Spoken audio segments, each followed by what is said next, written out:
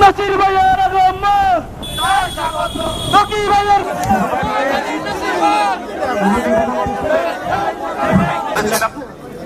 তারপরে এর মধ্যে আপনারা জানেন শরীফ ওসমান হাদির হত্যাকাণ্ডের পরিপ্রেক্ষিতে আমরা সেই ক্রিকেট ম্যাচটি নির্ধারিত সময়ে যেদিন করার কথা ছিল সেদিন আমরা করতে পারিনি।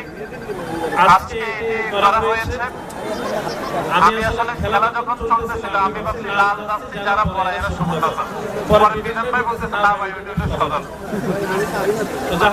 আমরা এটি চূড়ান্তপূর্ণভাবে এটি শেষ হয়েছে। সকলকে আমি ধন্যবাদ জানাচ্ছি।